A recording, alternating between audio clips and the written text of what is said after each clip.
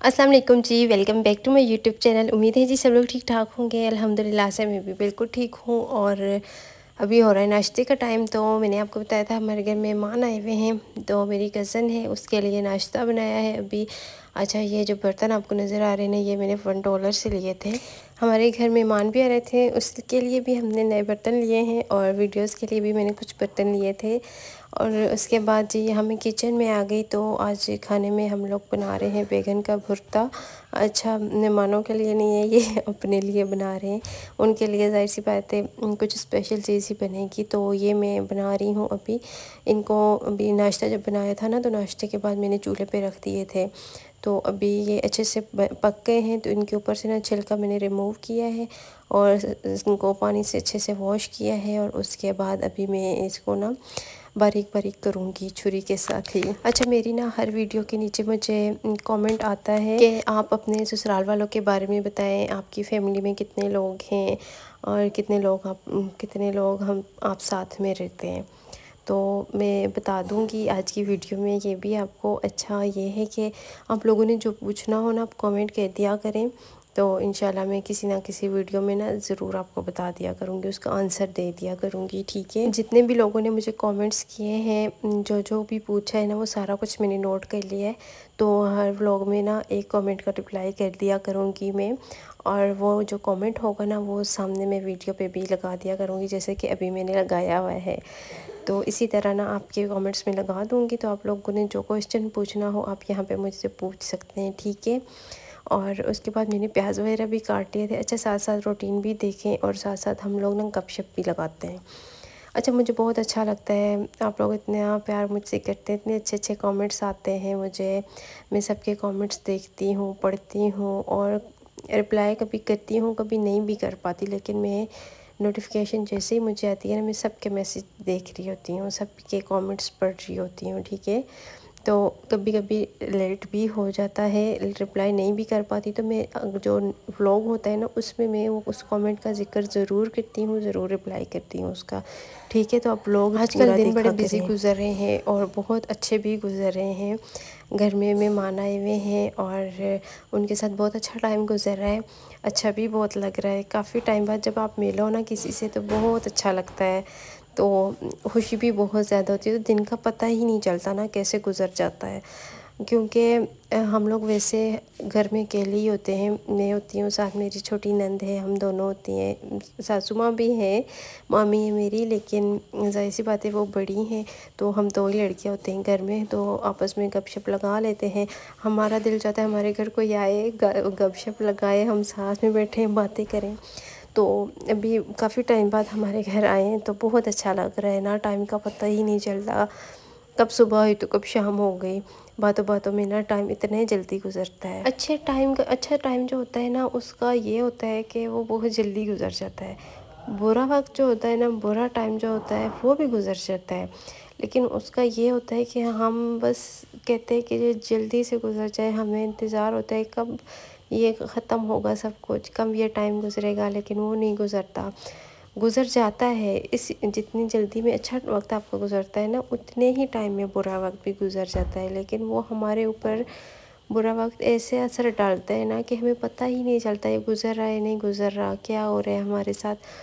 तो जो खुशी के लम्हात होते हैं ना, बस दिल चाहता है कि उनको इंसान कहीं कैद कर ले अपने पास। और ये जो खुशी का टाइम होता है ना, अच्छा टाइम जो होता है ना हमारा, ये बहुत कम होता है और इसकी बहुत अच्छी यादें हमारे पास रह जाती हैं, जिनको हम बाद में याद करके बहुत ज़्यादा खुश होते हैं।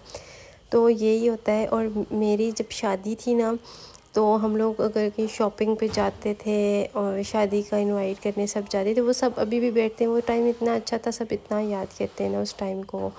मैं खुद उस टाइम को बहुत मिस करती हूँ, लेकिन गुज़र जाता है टाइम। लेकिन यह है कि अच्छी यादें होती हैं। और भी बहुत से ऐसा टाइम है, बहुत से अच्छे टाइम गुजरा है, बहुत ज़्यादा मुश्किल भी गुजरा है, मुश्किलात भी बहुत ज़्यादा आई हैं ज़िंदगी में। इंशाल्लाह कभी शेयर करूँगी आप लोगों के साथ। अच्छा, ये वाला जो आपको कंबल नज़र आ रहा है ना, ये सर्दियों का है और ये मैंने वॉश करवाया है और अभी मैं इसको रख रही हूँ, क्योंकि पहले भी करवाया था लेकिन वैसे ही पड़ा रहा, ऊपर मैं रख ही नहीं सकी इसको। तो अभी मैंने कहा चलो कमरे में से ना बेडशीट वगैरह भी चेंज कर रही थी, तो मैंने कहा ये जो जितनी भी चीज़ें पड़ी हुई हैं ना ऊपर रखने वाली, इनको एक दफ़ा मैं ऊपर रख देती हूँ। तो यहाँ पे ना ये मेरी जो अलमारी बनी हुई है ना, तो यहाँ पे मैं रखती हूँ अपना सर्दियों का जितना भी सामान होता है ना, मेरा सारा यहीं पे पड़ा होता है। फिर जब गर्मियाँ ख़त्म हो जाती हैं तो सर्दियाँ स्टार्ट होती हैं, फिर गर्मियों का सारा सामान मैं यहाँ ऊपर रख लेती हूँ।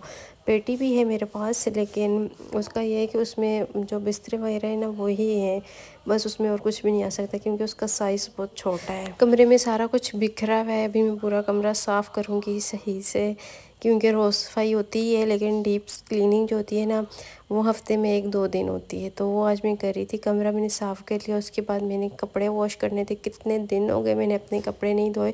अभी पहनने के लिए मेरे पास सूट ही कोई नहीं था, सारे गंदे पड़े हुए थे।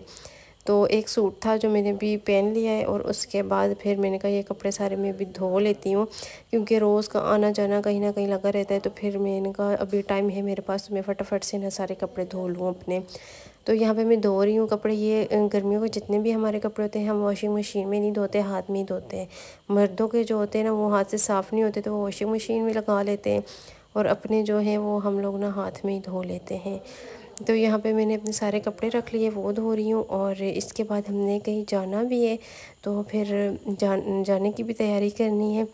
तो कपड़े धो लिए और उसके बाद हम लोग निकल आए हैं, कज़न को बाहर थोड़ा सा घुमाने फिराने के लिए लेके आए हैं। और अच्छा मैं आपको बताती हूँ कि मेरी फैमिली में कितने लोग हैं। अच्छा मेरी फैमिली में एक मैं हूँ, मेरे हस्बैंड है, हम 2 हैं। उसके बाद मेरी मामी है जो मेरी सासू माँ है, मेरे मामू हैं जो मेरे ससुर हैं 4, और छोटा एक देवर है, और एक मेरी नंद है। तो टोटल हम लोग 6 लोग हैं। 2 बाकी और भी मेरी नंदे हैं, लेकिन वो उनकी शादी हो चुकी है तो वो अपने घर में होती हैं। तो हम टोटल घर में ना 6 लोग हैं। तो मुझसे बहुत ज़्यादा क्वेश्चन हो रहा था, तो मैंने सोचा मैं आपको आंसर दे दूँ, ठीक है। अच्छा उसके बाद हम लोग वापस आ गए, और यहाँ पे नमाज़ का टाइम था, मैं नमाज़ पढ़ रही। मौसम इतना हसीन हुआ है। जिस टाइम हम गए थे गर्मी थी, और अभी बहुत अच्छा मौसम है। और यहाँ पाँव पे मैंने अर्क लगाया हुआ है। अब ये ना बोलिएगा नेल पॉलिश से नमाज नहीं होती, अर्क लगाया हुआ है, अर्क से नमाज हो जाती है, ठीक है।